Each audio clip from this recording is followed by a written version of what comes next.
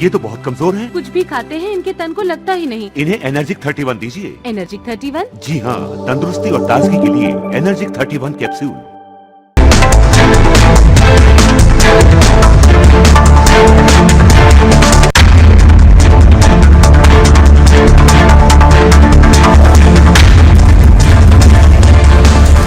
नमस्कार, मैं हूं सैयद सुहेल और आप देख रहे हैं आपका नंबर 1 शो ये भारत की बात है। उम्मीद करते हैं आप सभी पूरी तरह से फिट होंगे और बहुत बहुत सेहतमंद होंगे। आइए आपको बताते हैं आज आपके लिए ये उम्र कैद की सजा।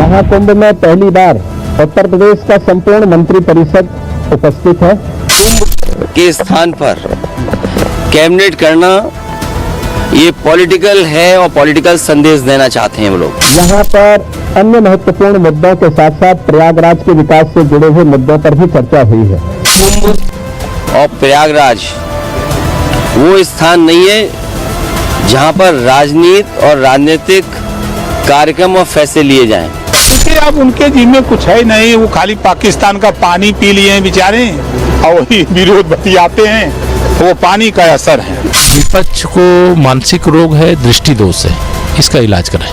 हम में से बहुत सारे लोग हैं जो गंगा स्नान कराए होंगे, उन्होंने तस्वीर भी नहीं डाली होगी, कहीं भी ना आपको बताया होगा। आके चले गए हरिद्वार, वहाँ जाके डुबकी लगाए। क्यों वहाँ अकेले नहा रहे हो? आते यहाँ आनंद रहता, राजभर जी रहते हैं वहाँ, साथ में एकदम VIP व्यवस्था रहती, टनाटन नहाते।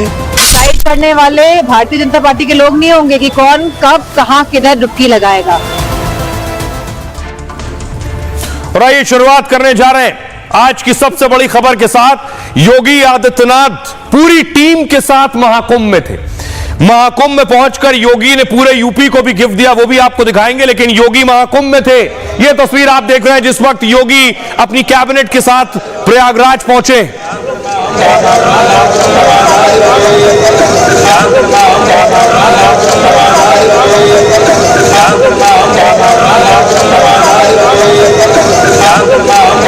उसके बाद देखिए जरा, योगी संगम पर थे, बोट पर सवार योगी आदित्यनाथ वहां से कबूतरों को दाना भी दे रहे थे।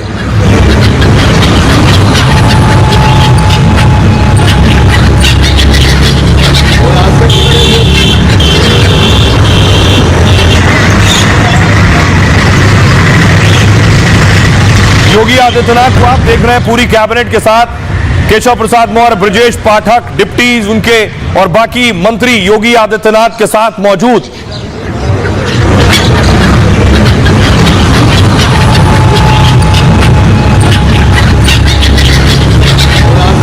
और इसके बाद बारी थी उस तस्वीर की जिसका इंतजार पूरा उत्तर प्रदेश कर रहा था और योगी के समर्थक कर रहे थे। तस्वीर आप देख रहे हैं, योगी आदित्यनाथ पूरी कैबिनेट के साथ संगम में डुबकी लगा रहे थे, स्नान कर रहे थे।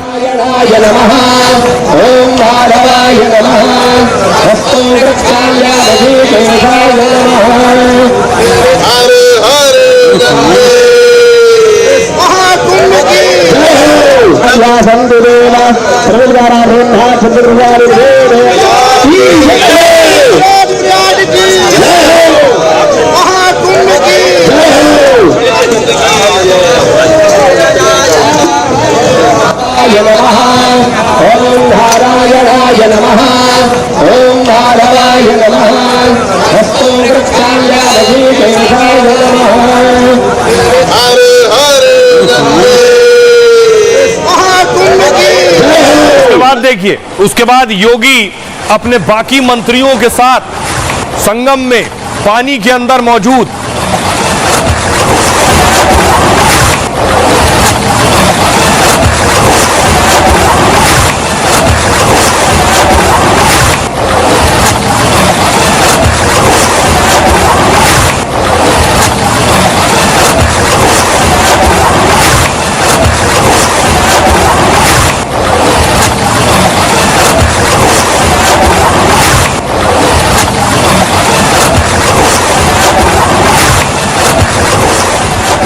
लेकिन योगी आदित्यनाथ संगम में डुबकी लगा रहे थे। लेकिन पूर्व मुख्यमंत्री सपा अध्यक्ष अखिलेश यादव जो हरिद्वार पहुंचे, अब तक संगम नहीं पहुंचे, वो सवाल उठा रहे थे कि योगी आदित्यनाथ आखिर वहां कैबिनेट मीटिंग महाकुंभ में क्यों कर रहे हैं, योगी आदित्यनाथ महाकुंभ में राजनीति को क्यों लेकर आ रहे हैं।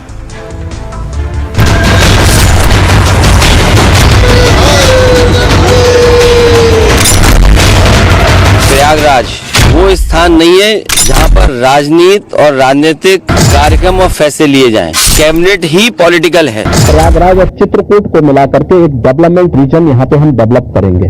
उसके लिए इंफ्रास्ट्रक्चर के लिए जो महत्वपूर्ण होगा। महाकुंभ के 10वें दिन सीएम योगी ने आस्था की डुबकी लगाई।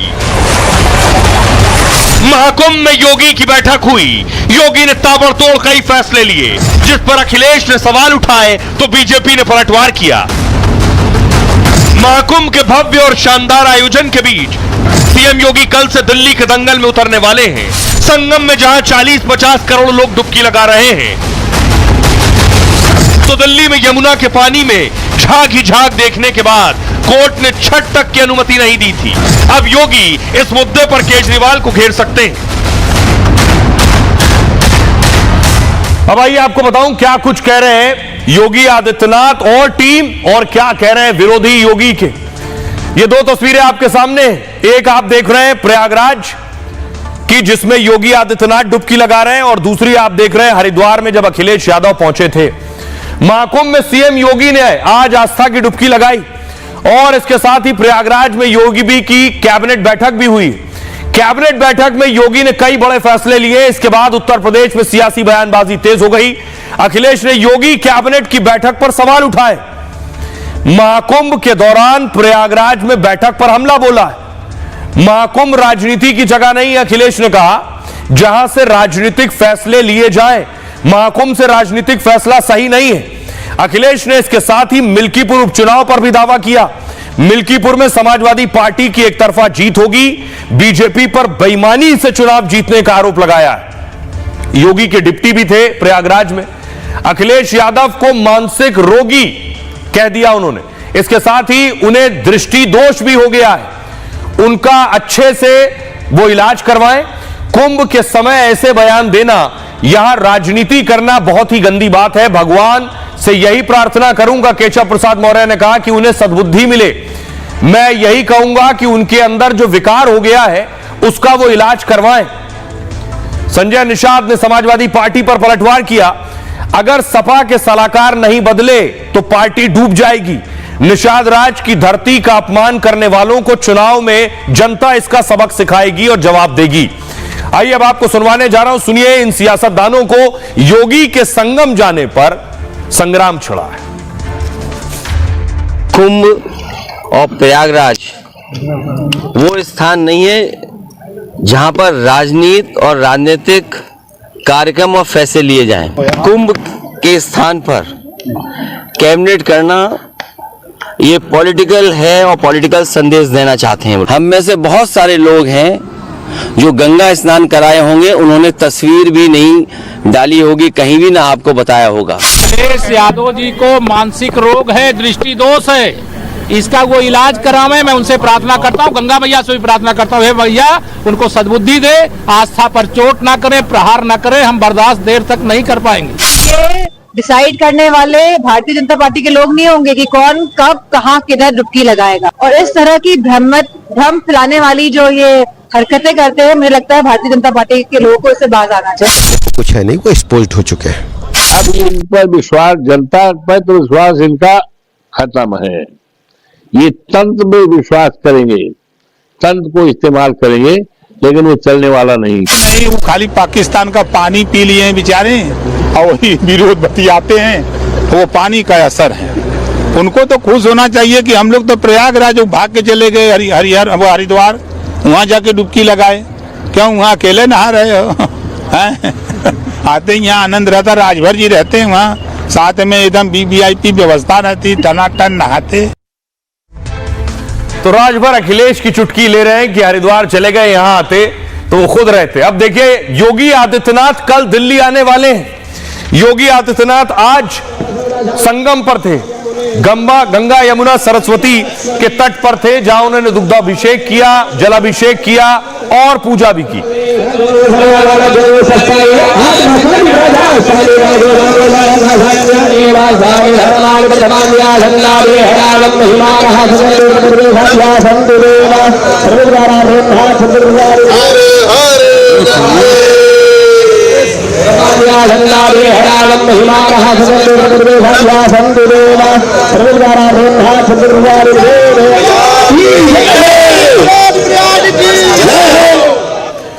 तो योगी सोचिए उस यमुना में थे जिसमें 45 करोड़ लोग आकर डुबकी लगा रहे हैं, और एक ये दिल्ली वाली यमुना है। ये इसलिए दिखा रहा हूं, कल योगी दिल्ली में होंगे, केजरीवाल की यमुना है, यहां छठ पूजा नहीं हो पाई और वहां 45 करोड़ लोग डुबकी लगाने वाले हैं। तो योगी के निशाने पर अरविंद केजरीवाल भी रहने वाले हैं। योगी सीधे सीधे यमुना को लेकर भी सवाल पूछेंगे अरविंद केजरीवाल से। देखिए जरा, यह है दिल्ली की यमुना, झागी झाग आपको नजर आ रहा है। छठ भी नहीं हो पाई यमुना में इस बार, और ये यमुना है संगम की। दिल्ली में यमुना किनारे छठ पूजा की इजाजत नहीं मिली। हाईकोर्ट ने प्रदूषित पानी की वजह से याचिका खारिज की थी। कोर्ट ने लोगों की सेहत बिगड़ने का तर्क दिया था। दरअसल तब यमुना नदी का एक वीडियो वायरल हुआ। वीडियो में नदी के पानी के ऊपर झागी झाग दिख रहा था। इस तरह से वीडियो देखकर विश्वास करना मुश्किल हो रहा था कि देश की राजधानी दिल्ली की यमुना का है। प्रयागराज में भी 3 नदियों का मिलन होता है, संगम होता है, गंगा, यमुना और सरस्वती का मिलन। जहां 3 नदियों का संगम होता है उसे त्रिवेणी घाट कहते हैं। महाकुंभ के दौरान 40-50 करोड़ लोगों के आने की संभावना है। 9.5 करोड़ से ज्यादा लोग इसमें डुबकी लगा चुके हैं। यह डुबकी बैन थी। बीजेपी के अध्यक्ष ने डुबकी लगाई तो उनकी तबीयत खराब हो गई थी। हर दिन यहां नदी के जल की जांच भी की जा रही। आज खुद सीएम योगी ने महाकुंभ के दौरान डुबकी लगाई। कल से सीएम योगी दिल्ली के घमासान में जुटने वाले। दिल्ली में सीएम योगी की 14 रैलियां होनी है। योगी यमुना को लेकर केजरीवाल पर हमला बोलेंगे, तय है। एक तरफ उत्तर प्रदेश में भव्य महाकुंभ हो रहा है, योगी कहेंगे, तो दूसरी तरफ दिल्ली की यमुना जहरीली है। पूर्वांचली अपना त्योहार छठ भी नहीं मना पाए, प्रदूषित पानी की वजह से यहां छठ की इजाजत नहीं मिली। दूसरी तरफ प्रयागराज में करोड़ों लोग डुबकी लगा रहे हैं। तो योगी आदित्यनाथ सिर्फ इस पर ही नहीं रुकेंगे, यानी यमुना के जरिए पूर्वांचल के लोगों को साधेंगे। और आज योगी महाकुंभ में थे, वहां कुछ ऐसे फैसले किए हैं योगी ने, उन फैसलों के जरिए भी वो पूर्वांचल के लोगों को साधेंगे। तस्वीर आप देख रहे हैं योगी अपनी टीम के साथ भोज करते हुए। अगली तस्वीर में आपको दिखाऊं, योगी की दरअसल आज कैबिनेट हुई। यह योगी कैबिनेट की तस्वीर आप देख रहे हैं। पूरी कैबिनेट अयोध्या में थी।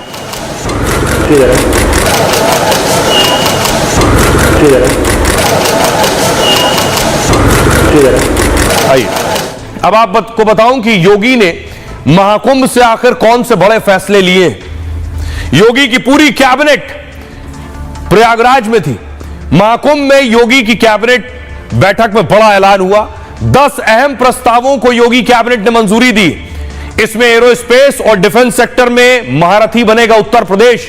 50,000 करोड़ के निवेश को आकर्षित करने का लक्ष्य है। 1 लाख युवाओं को सीधे सीधे रोजगार मिलने की संभावना है। बागपत, हाथरस, कासगंज में मेडिकल कॉलेज बनेगा। युवाओं को स्मार्टफोन, टैबलेट दिए जाएंगे। बुंदेलखंड एक्सप्रेसवे गंगा एक्सप्रेसवे से जुड़ेगा। चित्रकूट को भी गंगा एक्सप्रेसवे से जोड़ेंगे। और आर्टिफिशियल इंटेलिजेंस और सॉफ्टवेयर डेवलपमेंट सेंटर को प्रोत्साहित किया जाएगा। प्रयागराज को नए यमुना ब्रिज की सौगात दी है। प्रयागराज से चित्रकूट के बीच डेवलपमेंट रीजन बनाया जाएगा और 7 जिलों का नया धार्मिक सर्किट बनाने का भी ऐलान किया है। यह इसलिए बता रहा हूं आपको, कल योगी दिल्ली में होंगे। योगी दिल्ली में होंगे तो उनके फोकस पर, उनके केंद्र में पूर्वांचल के वोटर होंगे। एक तरफ यमुना और दूसरी तरफ धार्मिक सर्किट। क्या है वो धार्मिक सर्किट, वो आपको बताऊंगा। उससे पहले जरा सुनिए, हम महाकुंभ में गए और लोगों से जाकर पूछा कि अखिलेश यादव कह रहे हैं कि योगी को महाकुंभ में आकर कैबिनेट की बैठक नहीं करनी चाहिए थी। महाकुंभ में भक्त और श्रद्धालु क्या कह रहे हैं, इस पर सुनिए। संगम जैसी धर्मनगरी में अगर फैसला लिया गया है तो स्वागत है। विकास हो रहा है, वो कभी ऐसा विकास हुआ नहीं है। अखिलेश ने कभी विकास नहीं किया, क्रिकेट खेलते थे। मंत्री हैं, वो कहीं भी बैठक कर सकते हैं, उनको कौन रोकने वाला है। और वो भी अपने सांसदों विधायकों की सांसदों की मीटिंग करें, उनको भी कोई नहीं रोकेगा। आखिरकार उन्होंने मुलायम सिंह जी की फोटो लगाई तो किसी ने रोका? जी जो अभी कैबिनेट बैठक किए हैं यहाँ पे, ये बहुत ही ऐतिहासिक बैठक रहेगा। न कभी हुआ है और ना कभी हो पाएगा ऐसा। राजनीतिक फैसला तो था नहीं, सनातनियों को एकजुट करने का ये फैसला था। अखिलेश यादव को अगर ऐसा लग रहा है तो हमारे ख्याल से उनके पिताजी को उनको याद आनी चाहिए कि जिन्होंने सनातनियों के ऊपर हमला करवाया था जिस समय बाबरी मस्जिद का नाम दे करके, और लाशों का ढेर लगा दिया था इसी सरयू नदी के किनारे। तो कहना चाह रहे हैं कि आजम खान जैसे इसका मंत्रालय कोई मुसलमान को देना था, वो अच्छी व्यवस्था कर सकते थे। इसलिए योगी जी ने अच्छा ही किया है, ये योगी जी की मेहरबानी है सबकी। बात कही शास्त्री ब्रिज के बगल से ब्रिज बनेगा तो क्या उस पे खाली जो है एक ही पार्टी का आदमी चलेगा या खाली योगी जी चलेंगे? चलेगा पूरा प्रदेश का आदमी, और यहाँ से पूरे प्रदेश को कुछ न कुछ दिया गया। नहीं, राजनीतिक क्या है इसमें भाई? आज राजनीति हो रही, अभी तक पहले राजनीति कभी नहीं हुई। पिछले कुंभ में कोई आए थे, देखा होगा, कोई कुछ भी व्यवस्था नहीं थी। राजनीति, ये तो क्या राजनीति यार अखिलेश भैया, आप करते नहीं तो आप आज यहाँ पे राज्य करते होते। भाई विपक्ष में अगर कोई व्यक्ति बैठा है तो कहेगा ही, लेकिन जो योगी जी कर रहे हैं बहुत सही है, बिल्कुल सही है, उसमें कोई गलत नहीं। अब आइए आपको दिखाऊं वो धार्मिक सर्किट कौन सा है जिसका फैसला लिया गया है। कई जिले मिलाकर ये धार्मिक सर्किट बनाया जा रहा है। हजारों किलोमीटर का हिस्सा इसके दायरे में आने वाला है। ये आप देख रहे हैं, ये उत्तर प्रदेश का नक्शा है। कौन कौन से जिले इसमें आएंगे? धर्मनगरी वाराणसी आएगा, गाजीपुर, चंदौली, मिर्जापुर, प्रयागराज, भदोही, जौनपुर, इन जिलों को मिलाकर ये धार्मिक सर्किट बनेगा। 7 जिलों को मिलाकर इसे तैयार किया जाना है। नीति आयोग की सिफारिश पर कैबिनेट ने प्रस्ताव दिया है। इससे 2 करोड़ 38 लाख लोगों पर असर पड़ेगा। ये धार्मिक सर्किट 22,000 किलोमीटर क्षेत्रफल में होगा और इससे प्रदेश की इकोनॉमी को बड़ा फायदा मिल सकता है। इस मौके पर योगी आदित्यनाथ क्या कुछ कह रहे हैं, जरा उन्हें सुनिए। प्रयागराज चित्रकूट डेवलपमेंट रीजन यहाँ पे हम लोग तैयार करने जा रहे हैं। वाराणसी में भी, तो वाराणसी बिंद एक डेवलपमेंट रीजन, वहां पे भी डेवलप करने की कार्रवाई पर नीति आयोग के साथ मिलकर के इस कार्यक्रम को तेजी के साथ आगे बढ़ाया जा रहा है। वास्तव में यहाँ की न केवल पर्यटन की दृष्टि से बल्कि आर्थिक उन्नयन में और यहाँ पे रोजगार सृजन में बड़ी भूमिका का निर्वहन करेंगे। और आइए आपको दिखाऊं कि योगी के एक और सिपाही महाकुंभ में मौजूद थे, डीजीपी प्रशांत कुमार। अक्सर आपने देखा होगा उत्तर प्रदेश की खबरों पर प्रशांत कुमार को डीजीपी ने खुद डुबकी लगाई है संगम में।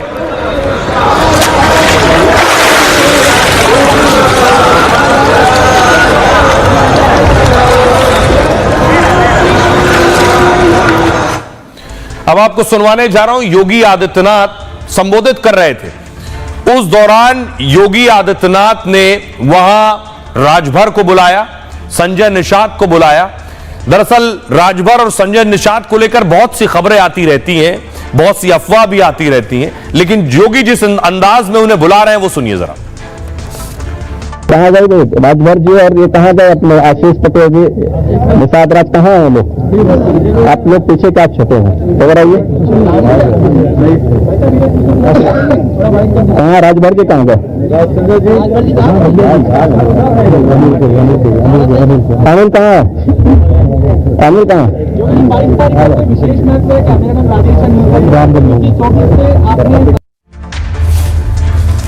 तो योगी आदित्यनाथ अपने अंदाज में उन्हें बुला रहे थे। कई खबरों में आगे बढ़ते हैं। आज की एक और बड़ी खबर है और खबर डोनाल्ड ट्रंप के उन फैसलों को लेकर है जिस पर पूरी दुनिया इस वक्त दहशत में है। ट्रंप ने अब ऐसा कौन सा फैसला लिया? खबर यह है कि 20,000 भारतीय ट्रंप निकाल देंगे। ट्रंप ने शपथ ले ली है। यह शपथ लेने के बाद की तस्वीर डोनाल्ड ट्रंप की आप देख रहे हैं। फुल स्क्रीन लीजिए जरा। यह उस वक्त की तस्वीर है और ट्रंप के आने के साथ ही दुनिया के अलग अलग मुल्क के राष्ट्राध्यक्ष बैठक कर रहे हैं कि ट्रंप आखिर ऐसा क्या करने वाले हैं।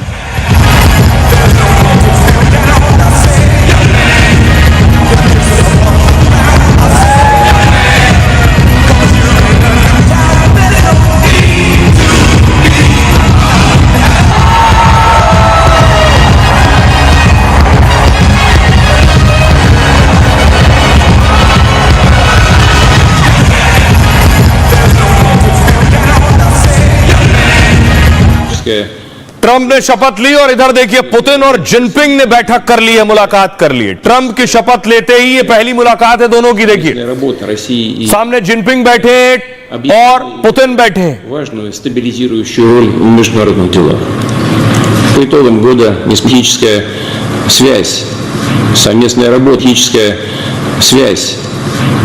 работа России и Китая объективно играет важную стабилизирующую роль в международных делах. По итогам года несметическая связь, совместная работа, तो क्या ट्रंप के शपथ लेते ही ट्रंप के खिलाफ दुनिया के बहुत से देश गोलबंदी करनी शुरू कर चुके? दूसरी तस्वीर मैं आपको दिखा रहा हूं। कल भारतीय विदेश मंत्री, अमेरिकी विदेश मंत्री और ट्रंप के विदेश मंत्री से उन्होंने मुलाकात की। रूबियो को आप देख रहे हैं जो एस जयशंकर साहब से मिल रहे हैं। लेकिन इस बीच खबर यह है कि डोनाल्ड ट्रंप ने जिन फैसलों पर साइन किया है उनमें एक फैसला ऐसा भी है, ये जो ट्रंप के फैसलों की तारीफ भी हो रही है लेकिन कुछ लोगों के लिए मुश्किलें भी खड़े होने वाली है। ट्रंप खबर यह है कि 20,000 भारतीय जो अवैध रूप से अमेरिका में हैं उन्हें निकाल देंगे। अगली तस्वीर में आपको दिखाऊं। बहुत से लोग, ये महिला जब पता चला ये भी अवैध रूप से वहां रह रही थी, रोने लगी है कि इन्हें भी जाना पड़ेगा अमेरिका से।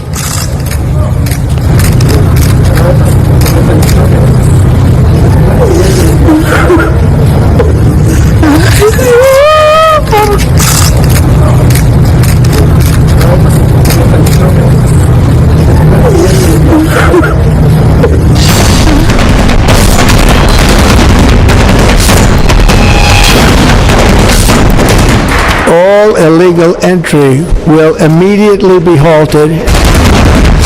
जो ट्रंप, मोदी और भारत की तारीफ करते नहीं थकते, क्या वो भारतीयों को झटका देने वाले हैं? क्या वो अमेरिका से हजारों भारतीयों को निकालने वाले हैं? पूरी दुनिया के साथ भारत में भी कई दिनों से चर्चा है कि अमेरिका में ट्रंप आ गए हैं, अब वो कड़ा फैसला लेंगे और बड़े बदलाव लाएंगे। Could you imagine Biden doing this? I don't think so. लेकिन कुर्सी संभालते ही ट्रंप ने ऐसा ऐलान किया कि अमेरिका में रह रहे हजारों भारतीय टेंशन में हैं। All illegal entry will immediately be halted and we will begin the process of returning millions and millions of criminal aliens back to the places from which they came. खबर है कि 20,000 भारतीयों को ट्रंप अमेरिका से निकालने वाले हैं। आखिर इन हजारों भारतीयों से ट्रंप को क्या दिक्कत है? सवाल यह भी कि ट्रंप ने जो टेंशन दी है उससे भारतीयों को मोदी कैसे बचाएंगे? और आइए अब आपको बताऊं ये कौन भारतीय है, ये अमेरिका में कहां रह रहे हैं, कैसे रह रहे हैं। 20,000 कम संख्या नहीं है। 20,000 भारतीयों को ट्रंप निकाल देंगे तो कैसे भारत आएंगे आपको बताऊं। राष्ट्रपति बनते ही ट्रंप कई कड़े फैसले लेने लगे हैं। ट्रंप के कुछ फैसले भारत को भी महंगे पड़ रहे हैं। ट्रंप ने कहा कि लाखों प्रवासियों को उनके देश वापस भेजेंगे। इस ऐलान का असर 20,000 भारतीयों पर पड़ सकता है। अमेरिका में इन 20,000 लोगों को वापस भारत भेजा जाएगा क्योंकि अमेरिका मानता है कि उनके पास वैध कागज नहीं है, अवैध रूप से पहुंचे हैं ये लोग। अमेरिका में करीब 1.5 करोड़ आबादी अवैध प्रवासियों की है। एक रिपोर्ट के मुताबिक इनमें 7 लाख अवैध भारतीय हैं। अमेरिकी एजेंसी की रिपोर्ट है ये। इनमें से बहुत से अवैध प्रवासियों के पास दस्तावेज नहीं है। कुछ अवैध प्रवासियों को अमेरिका अपने लिए खतरा मानता है। ट्रंप ने बिना कागज वाले अवैध प्रवासियों का रिकॉर्ड तैयार करने को कहा। अमेरिका में ऐसे 15 लाख अवैध प्रवासियों की सूची बनी। 20,000 भारतीयों का नाम भी इस लिस्ट में है, यानी ट्रंप 20,000 भारतीयों को निकालने की तैयारी में है। लेकिन मोदी सरकार नहीं चाहती कि निर्वासन को लेकर कोई विवाद दोनों देशों के बीच में हो, इसलिए वो इस मामले में ट्रंप प्रशासन की मदद कर रहे हैं। अमेरिका में फंसे अवैध भारतीय प्रवासियों की पहचान की जाएगी और फिर भारतीय नागरिकों को वापस हिंदुस्तान लेकर आया जाएगा ताकि भारतीयों को मिलने वाले अमेरिका वीजा पर असर ना पड़े। आइए अब मैं आपको सुनवाऊं, सुनिए जरा डोनाल्ड ट्रंप क्या कह रहे हैं। Could you imagine Biden doing this? I don't think so. I don't think so. All illegal entry will immediately be halted and we will begin the process of returning millions and millions of criminal aliens back to the places from which they came. अब मैं आपको बताऊं कि आखिर कैसे लोग वहां तक पहुंचते हैं। एक तस्वीर मैं आपको दिखाने जा रहा हूं। यह अमेरिका और मैक्सिको का बॉर्डर है। यह बॉर्डर आप देख रहे हैं, यह दीवार उठाई गई है, उधर से लोग इधर ना आने पाए, लेकिन कहीं ना कहीं और किसी जरिए से लोग घुस आते हैं अमेरिका में। ये दोनों मुल्कों की सीमा पर दीवार खड़ी हुई है, लेकिन फिर भी लोग घुस आते हैं। अब देखिए भारत से लोग कैसे पहुंचते हैं अमेरिका, अवैध तरीके से घुसपैठ करके। क्या रास्ता है, कौन सा रूट है, यह मैं आपको बताने जा रहा हूं। भारत से अगर कोई अवैध तरीके से अमेरिका जाना चाहता है तो पहले पहुंचता है दुबई। दुबई पहुंचेगा और दुबई से पहुंचने के बाद फिर वो अजरबैजान पहुंचेगा। दुबई से आगे अजरबैजान से वो रास्ते से तुर्की पहुंचेगा, तुर्की, और फिर संभव है पानी के रास्ते से वो पनामा पहुंचेगा। और पनामा पहुंचने के बाद मैक्सिको, मैंने मैक्सिको और अमेरिका की दीवार अभी आपको दिखाई, वहां से उस बॉर्डर से अमेरिका में अंदर दाखिल होते हैं। यह है तरीका। कैसे दाखिल होते हैं, वहां सुरंगें बनी हुई हैं। आपको दिखाऊं वो सुरंगें कैसी हैं, जिन सुरंगों के जरिए लोग अंदर पहुंचते हैं। अगली तस्वीर दिखाइए जरा। यह है वो सुरंग, मैक्सिको बॉर्डर के नीचे इस तरह की सुरंगें हैं। लोग इनमें दाखिल होते हैं और उसके बाद अंदर ही अंदर वो सीधे पहुंच जाते हैं अमेरिका। अवैध तरीके से बिना पासपोर्ट और वीजा के जरिए ये लोग सुरंगों के जरिए पहुंचते हैं अमेरिका, वहां छिप कर रहते हैं। ऐसे लोगों की पहचान बाइडेन कर रहे हैं और ऐसे लोगों को बाइडेन वापस भेजने वाले हैं और 20,000 इसमें भारतीय शामिल हैं। मैं आपको बताता हूं ये लोग आखिर कैसे पहुंचते हैं, इसी को कहते हैं डंकी रूट। ये कैसे पहुंचते हैं अमेरिका तक। डंकी रूट का मतलब विदेश ले जाने वाला अवैध रास्ता। पंजाब में डंकी रूट एक दशक से बड़ा रहस्य बना हुआ। डंकी रूट शब्द पंजाबी शब्द डुंकी से आया है। इसका मतलब एक जगह से दूसरी जगह कूदना होता है। और डंकी रूट में मोटी लागत के साथ जान का खतरा भी बहुत ज्यादा होता है। भारत से अमेरिका तक पहुंचने में कई महीने लग जाते हैं। मानव तस्कर इस रूट में संचालन की भूमिका में होते हैं। इसमें 50 लाख से करीब 85 लाख तक का खर्च आता है। जैसे डंकी रूट से जाने वाले पहले दुबई जैसे देश जाते हैं, उसके बाद दूसरे देश में जाकर फिर वहां लापता हो जाते हैं। यानी भारत से निकलने के बाद उनकी कोई जानकारी किसी के पास नहीं होती। यहीं से आगे डंकी रूट की यात्रा शुरू होती है। कई देशों की सीमाओं को अवैध तरीके से पार करना होता है। कहीं समंदर के रास्ते तो कहीं जंगलों में पैदल यात्रा करनी होती है। देशों में सुरक्षा से बचने के लिए अवैध ट्रांसपोर्ट इस्तेमाल करते हैं, क्योंकि अवैध घुसपैठ में पकड़े जाने पर जेल जाने का खतरा होता है, या फिर सुरक्षाकर्मी घुसपैठ रोकने के लिए गोली तक मार देते हैं उन्हें। इन्हीं सुरक्षा कर्मियों से बचने के लिए छिपकर सीमा से निकलना होता है। ऐसे हालात में बहुत से लोग कार की डिग्गी में छिपकर भी यात्रा करते हैं। रूट में यात्रा के साधन उपलब्ध कराना मानव तस्कर की जिम्मेदारी होती है। और 1.5 साल पहले ऐसे ही एक रास्ते में भारतीय जोड़े की मौत हो गई थी। भारतीय जोड़ा अपनी बच्ची के साथ कार की डिग्गी में सफर कर रहा था, तभी बर्फबारी में गाड़ी फंसने से परिवार की डिग्गी में ही मौत हो गई। डंकी रूट में इस तरह की मानव तस्करी गिरोह की कोई जिम्मेदारी नहीं होती है। तमाम मुसीबतें कई देशों की सीमा पार करने के बाद मैक्सिको पहुंचते हैं और यहां पर मैक्सिको की सीमा के जरिए अमेरिका में प्रवेश होता है। हालांकि अमेरिकी फोर्स को भी घुसपैठियों को गोली मारने के ऑर्डर है। अगर इसे पाते हैं तब डंकी रूट से अमेरिका की यात्रा पूरी हो पाती है, यानी यह संभव होता है। तो आइए अब आपको बताऊं, सुनिए जरा क्या कुछ कह रहे हैं कई मुल्कों में रह चुके दीपक वोरा साहब। बता रहे हैं कि आखिर भारत सरकार का स्टैंड क्या होगा, भारत सरकार कैसे मदद करेगी उन 20,000 भारतीयों को जो वहां मौजूद हैं और वापस लाने में। कहते हैं कि 1 करोड़ है, जिसमें से 7 लाख भारतीय मूल के हैं इलीगल। अब 7 लाख में से अगर आपने 10-15 हजार 20,000 को निकाल दिया तो वो वही लोग होंगे जिनके अगेंस्ट कुछ चार्जेस हैं या जो सही प्रकार के नहीं है एटसेट्रा। दूसरी चीज, जो भारत में लोग रहते हैं जो सोचते हैं कि अमेरिका पर सड़क पे सोना पड़ा हुआ है, बस जाओ वहां पर, बड़ा आसान है, और वो क्या वो डंकी वंकी बन के चले जाते हैं और वहां से वो सोना उठा के हम ले आएंगे तो बहुत करोड़पति बन जाएंगे, अमीर बन जाएंगे। हकीकत उनको समझ आएगी कि वहां पर इतना आसान नहीं है जाना। अपनी जान को आप खतरे में डालोगे, आप अपनी सामग्री, सामान, पैसा जो कुछ है भारत से लगाओगे, और ये जो एजेंट लोग हैं इनका भी धंधा अब चौपट हो जाएगा। सो 2 एडवांटेजेस अमेरिका के लिए और एडवांटेज हमारे लिए भी कि मत जाओ वहां पर भाई, गैर कानूनी तरीके से, कानूनी तौर से जाओ। तो दीपक वोरा साहब को आप सुन रहे थे, वो कह रहे थे गैर कानूनी तरीके से मत जाओ, कानूनी तरीके से जाओ। अब ट्रंप के ऑर्डर से दुनिया के दूसरे देश भी परेशान है, मैंने शुरू में आपको बताया, और उस परेशानी में पुतिन और जिनपिंग भी है क्या, क्योंकि ट्रंप ने बहुत सी ऐसी बातें कही है इस बीच, इसीलिए अगली तस्वीर में आपको दिखाऊं, इसीलिए पुतिन और जिनपिंग ने मुलाकात की है। क्या ट्रंप के खिलाफ एक गोलबंदी हो रही है? यह इसलिए कह रहा हूं क्योंकि ट्रंप ने जो कुछ कहा है अब तक, वो ये बता रहा है कि आखिर बहुत से मुल्क ट्रंप के आने से खुश नहीं है। ट्रंप के राष्ट्रपति बनते ही ग्लोबल पावर दिखाने में लगे इस वक्त ट्रंप।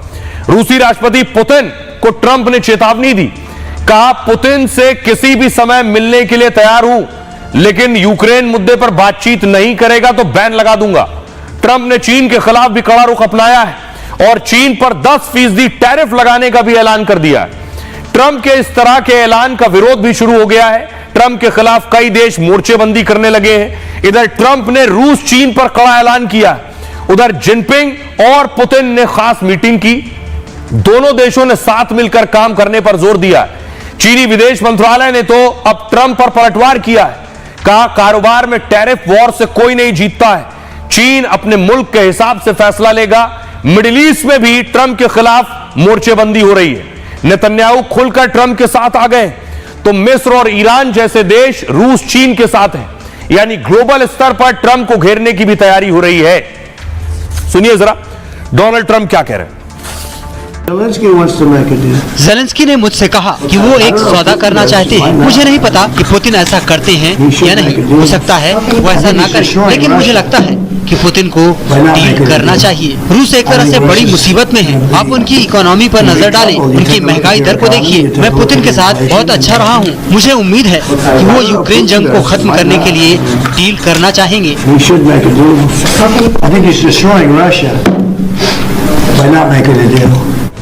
और आइए खबरों में आगे बढ़ रहे हैं। आज की एक और खबर है बड़ी। सैफ अली खान बहुत जल्दी स्वस्थ होकर घर पहुंच गए, तो अब सवालों में है कि एक आदमी जिस पर 6 बार चाकुओं से वार हुआ, वो 5 दिन में फिट कैसे हो गया। सैफ के डिस्चार्ज पर सियासी बवाल मचा हुआ।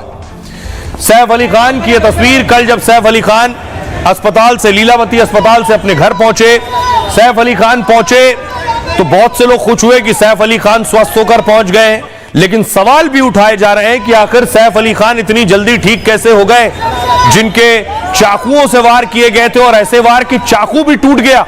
अगली तस्वीर दिखाऊं मैं आपको। सैफ को चोट कहां लगी थी? गर्दन के पास आप देख रहे हैं बैंडेज एक बंधा लगा हुआ है, यानी सैफ के एक चोट गर्दन पर थी, जो हमने आपको शुरू में भी बताया था कि सैफ के गर्दन पर भी चाकू लगा है। अगली तस्वीर में आपको दिखाऊं, सैफ के उल्टे हाथ पर भी चाकू का जख्म था। यह तस्वीर वो बता रही है कि सैफ के उल्टे हाथ पर भी चोट है। लेकिन इस बीच एक और तस्वीर मैं आपको दिखाऊं। आज सैफ के घर मुंबई पुलिस पहुंची है। मुंबई पुलिस अभी जांच कर रही है, हमलावर को लेकर भी अलग अलग जगहों पर जा रही है, लेकिन सवाल सियासतदान ये उठा रहे हैं कि सैफ आखिर इतनी जल्दी ठीक होकर कैसे आ गए। यह कोई करिश्मा है।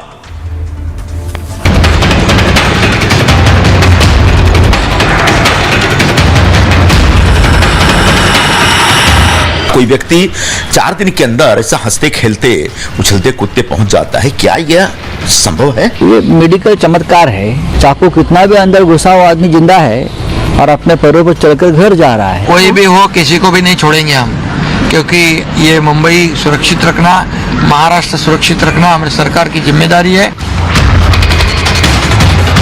फिल्म अभिनेता सैफ अली खान पर जानलेवा हमला हुआ, शरीर पर चाकू से 6 वार किए गए। अब सैफ 5 दिन में अस्पताल से मुस्कुराते हुए घर लौट आए। अस्पताल से इतनी जल्दी डिस्चार्ज और उनकी फिटनेस पर अब 1000 सवाल उठने लगे हैं। कोई व्यक्ति 4 दिन के अंदर ऐसा हंसते खेलते उछलते कूदते पहुंच जाता है, क्या यह संभव है? सैफ मामले में विपक्ष मुंबई पुलिस की जांच पर भी सवाल उठा रहा है। 6 दिन बाद जांच अधिकारी क्यों बदल दिया गया? कुछ नेता तो पकड़े गए आरोपी पर भी सवाल उठा रहे हैं। पुलिस अगर ठीक ढंग से उनको, जो दरअसल आरोपी है, वो उनके हाथ में अभी तक नहीं आया, तो पुलिस ने कहना चाहिए हम कोशिश कर रहे हैं। सैफ घर पहुंचे तो ये आप देख रहे हैं करिश्मा कपूर सैफ के घर पहुंची हैं सैफ से मिलने के लिए। उस दौरान भी करिश्मा लीलावती अस्पताल पहुंची थी जब सैफ एडमिट थे। लेकिन हमला कर रहे संजय निरुपम ने आज ट्वीट किया। अगली तस्वीर दिखाऊं, यह संजय निरुपम ने बीती रात ट्वीट किया था। क्या सवाल पूछ रहे हैं संजय निरुपम? वो पूछ रहे हैं कि आखिर इतनी जल्दी सैफ अली खान कैसे फिट हो गए। यह सैफ की वो तस्वीर है। शिवसेना नेता संजय निरुपम ने सैफ की फिटनेस पर सवाल उठाए। सैफ की इतनी जल्दी रिकवरी कैसे हुई? सैफ डिस्चार्ज होते ही इतने फिट कैसे दिख रहे? सैफ की पीठ में 2.5 इंच चाकू घुसा, लगातार 6 घंटे ऑपरेशन चला। यह सब 16 जनवरी की बात है।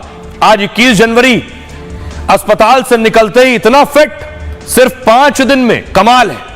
15 जनवरी की रात सैफ पर चाकू से हमला हुआ। सैफ के गले और रीढ़ की हड्डी में गंभीर चोट आई। इलाज के लिए मुंबई की लीलावती अस्पताल में उस वक्त भर्ती कराया गया और 5 दिन बाद सैफ को अस्पताल से डिस्चार्ज कर दिया गया। सैफ ने घर पहुंचकर समर्थकों का हंसकर आभार जताया, कार से उतरे और चलते हुए घर के अंदर चले गए। हमले के 5 दिन बाद ही सैफ बिल्कुल फिट और फाइन दिख रहे हैं। इसी पर सवाल उठ रहे हैं। सुनिए जरा, सत्य प्रकाश हमारे सहयोगी ने बात की शिवसेना नेता संजय निरुपम से।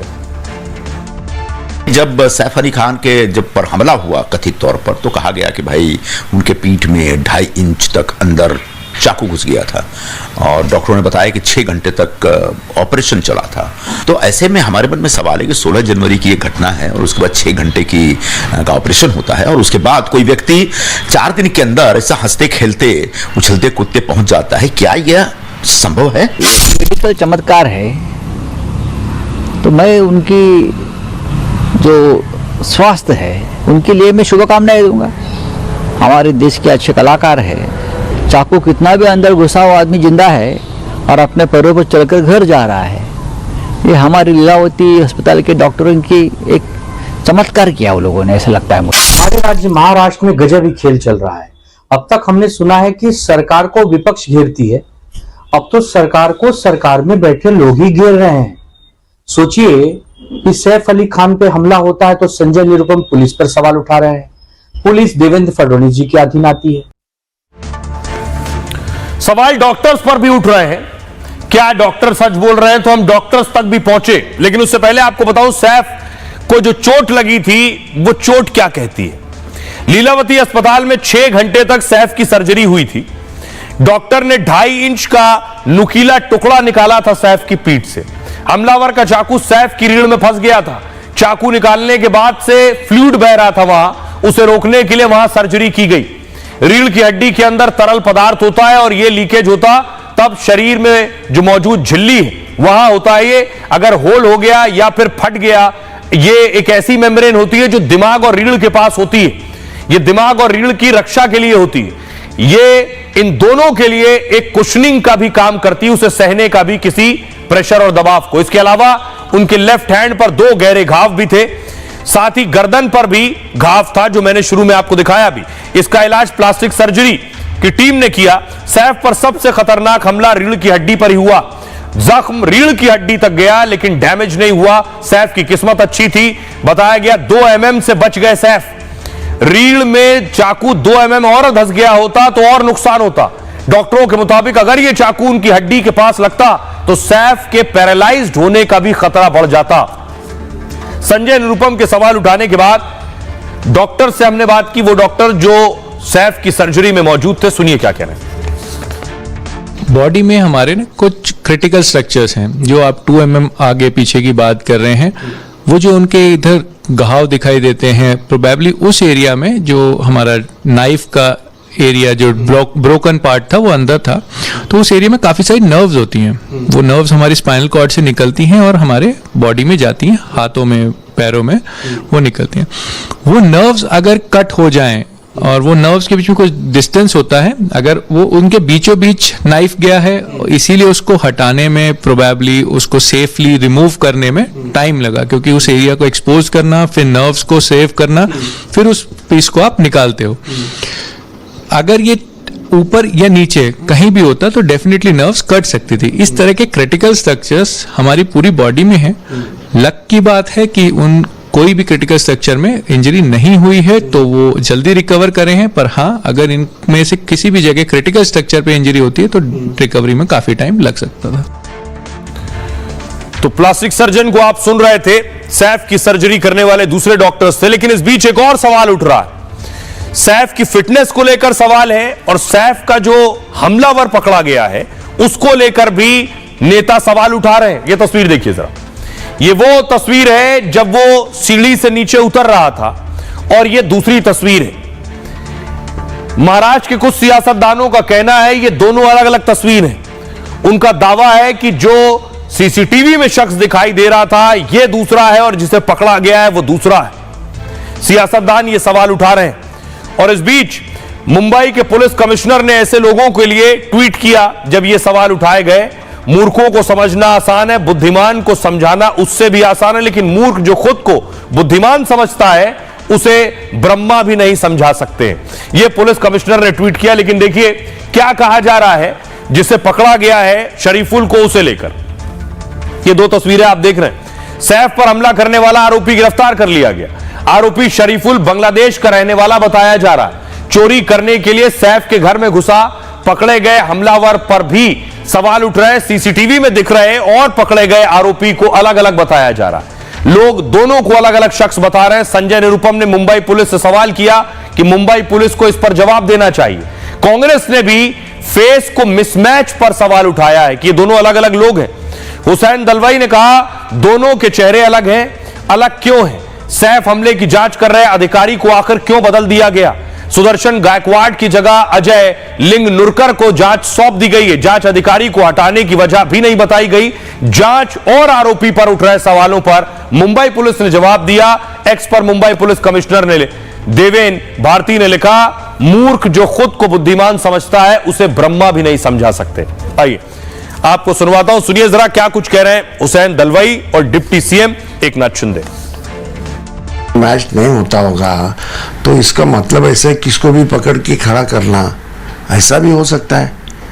पुलिस अगर ठीक ढंग से उनको जो दरअसल आरोपी है वो उनके हाथ में अभी तक नहीं आया तो पुलिस ने कहना चाहिए हम कोशिश कर रहे हैं। अभी कभी कभी पुलिस क्या करती है कि जो दरअसल आरोपी है वो पकड़ा नहीं गया तो और किसको भी पकड़ने की भी कोशिश करते हैं। पुलिस डिपार्टमेंट आजकल उनका क्या चलता है सबको मालूम है। वो फिर से अपने फिल्म इंडस्ट्री में काम करे, ऐसी शुभकामनाएं देता हूँ। आरोपी है वो बांग्लादेशी पाया गया है, कोई भी हो किसी को भी नहीं छोड़ेंगे हम, क्योंकि ये मुंबई सुरक्षित रखना, महाराष्ट्र सुरक्षित रखना हमारी सरकार की जिम्मेदारी है। और मुख्यमंत्री महोदय जी ने शुरुआत में ही निर्णय जो लिए हैं और उसके मुताबिक इसका तपास चल रहा है और जो भी हो उसको छोड़ेंगे। और अब एक और तस्वीर आपको दिखाने जा रहा हूं। सैफ अली खान बेशक घर आ गए हो, लेकिन वो ऑटो ड्राइवर जो सैफ को लेकर अस्पताल पहुंचा था, सैफ ने उसे बुलाया अस्पताल में। तस्वीर आप देख रहे हैं, अस्पताल में बुलाकर उस ऑटो ड्राइवर से मिले हैं, उससे अपनी मां को भी मिलवाया है, माता जी ने भी आशीर्वाद दिया है उसे। सुनिए जरा ये ऑटो ड्राइवर भजन राणा क्या कुछ कह रहे हैं। सैफ अली खान से मुलाकात किए हैं ऑटो रिक्शा ड्राइवर भजन सिंह राणा। आपने मुलाकात की, सैफ अली खान से बात हुई थी आपकी? जी हाँ, बोले बहुत बढ़िया काम किया, जो तुम मेरे को टाइम से बहुत जल्दी रिक्शा चलाए, आप फटाक से मुझे छोड़ दिए हॉस्पिटल में। कितनी देर बात हुई, कितनी देर रहे आप? बस वही 2-3 मिनट, हमारी बात ज़्यादा हुई नहीं, ज़्यादा 2-3 मिनट से ज़्यादा बात नहीं हुई सर। उनकी हेल्थ कैसी थी? सैफ अली खान की तबीयत बहुत ठीक ठाक थे, वो तो शहरों की तरह जैसे भी थे उस टाइम, जैसे उस टाइम जितना घाव लगा था बाकायदा अपने से उतर के गए थे और वैसे ही चल के आए जैसे वो थे, मगर फिर भी अब पहले से तंदुरुस्त हैं।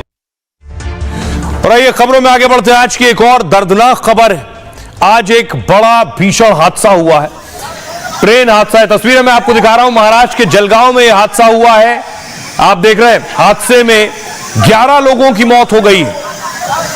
ट्रेन आपको नजर आ रही, दरअसल ट्रेन में जो मुसाफिर सवार थे, अफवाह उड़ी कि ट्रेन में आग लग गई है। बचने के लिए मुसाफिर कूदे बाहर, पीछे से दूसरी ट्रेन आ रही थी।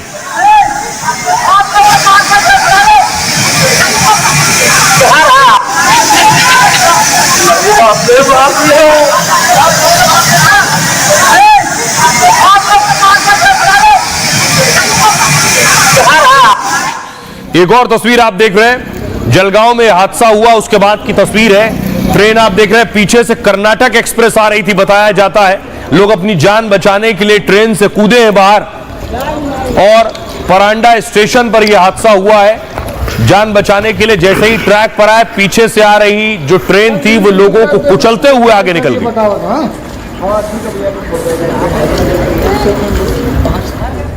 और उसके बाद घटना स्थल पर महाराष्ट्र के मंत्री पहुंचे हैं। ये ट्रेन दरअसल लखनऊ से आ रही थी। योगी आदित्यनाथ ने भी इस पर दुख जताया है। फडणवीस के मंत्री घटना स्थल पर पहुंचे।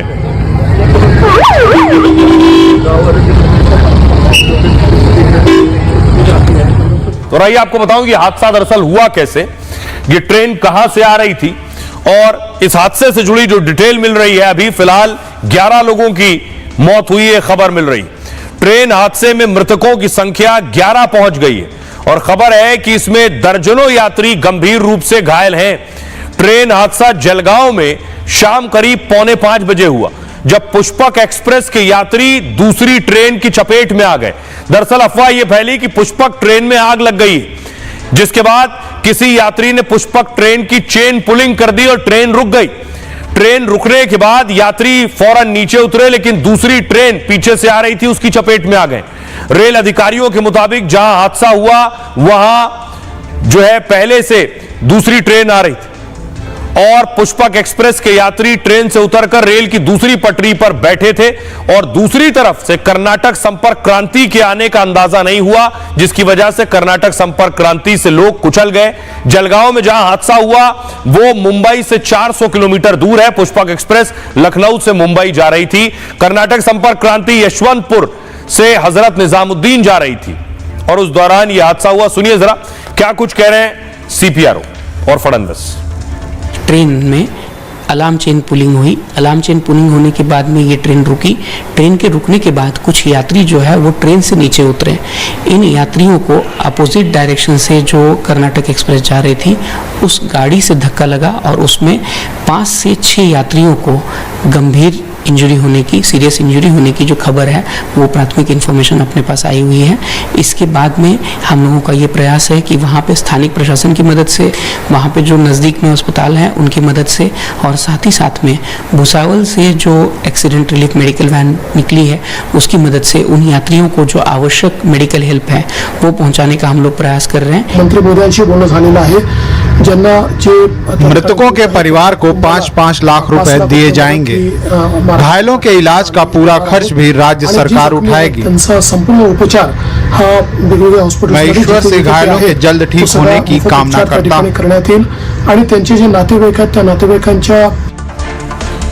थोड़ा ये खबरों में आगे बढ़ते हैं और बात देश की राजधानी दिल्ली की।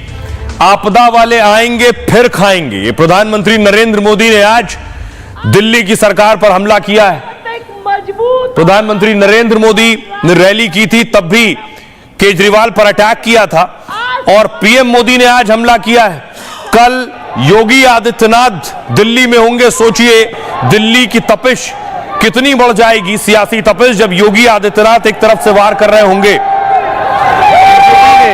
अपने मंत्रियों को उतार दिया है, दिल्ली में पूरी ताकत लगा दी है, क्योंकि बीजेपी को लग रहा है कि इस बार ये चुनाव उनका है और वो चुनाव जीतने के करीब है।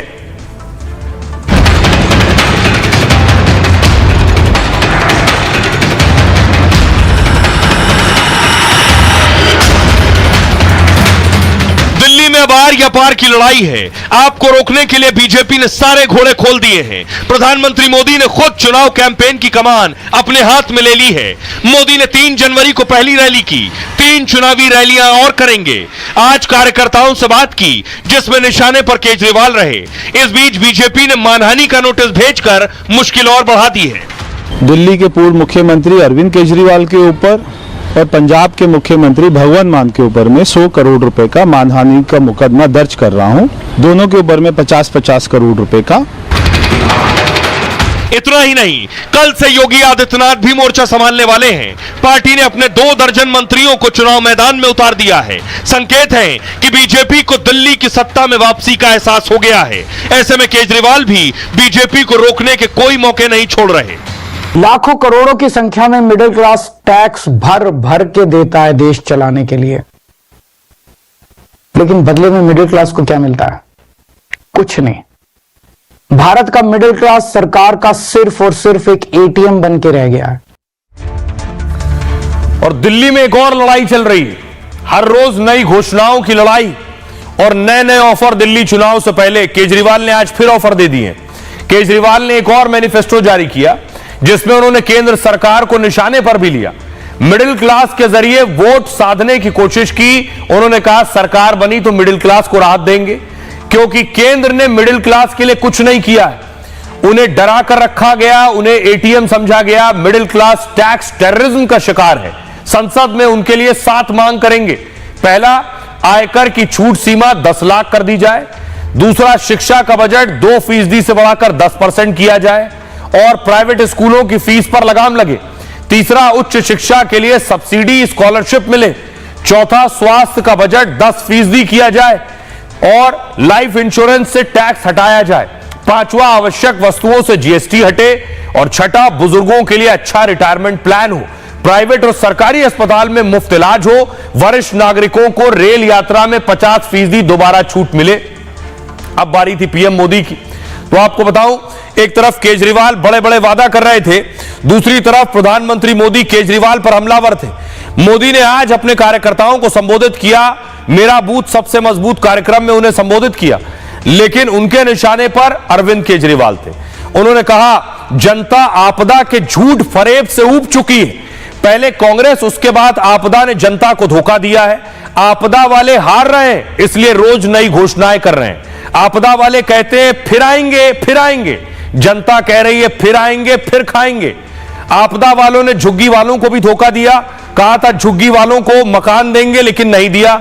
10 साल में उन्हें जनता की सुध लेने की फुर्सत नहीं मिली। मोदी यही नहीं रुके, कहा इनका पूरा ध्यान शीश महल पर था। शीश महल दिल्ली की जनता के धोखे का सबूत है। शीश महल पर पानी की तरह पैसा बहाया गया, जनता को साफ पानी के लिए तरसाया गया। उन्हें शराब परोसा, साफ पानी नहीं दिया।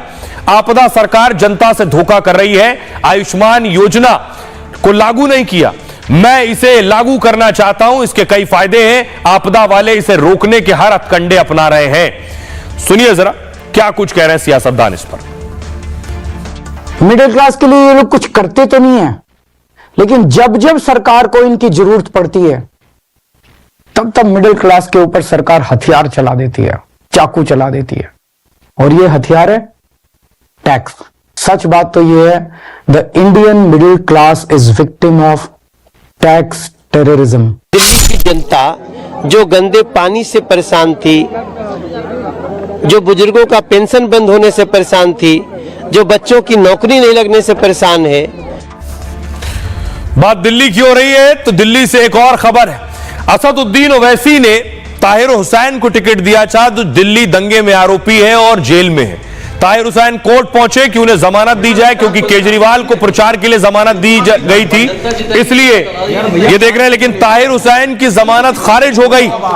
आइए आपको बताऊं कि ताहिर हुसैन की जमानत आखिर क्यों और कैसे खारिज हुई।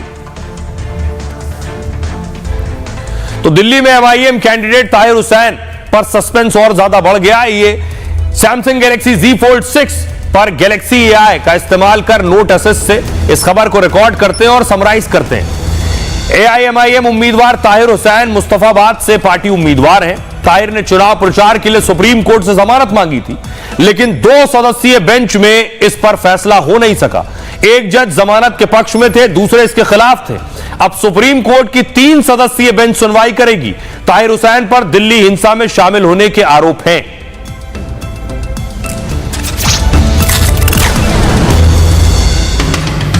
तो ये था आपके लिए सरल अंदाज में खबरों की सटीक पेशकश गैलेक्सी AI की मदद से सैमसंग गैलेक्सी Z Fold 6 पर। बहरहाल ये भारत की बात है में इतना ही। आप अपना और अपनों का बहुत बहुत ख्याल रखिए। अगर शो मिस हो गया है तो आप इसे YouTube पर भी देख सकते हैं।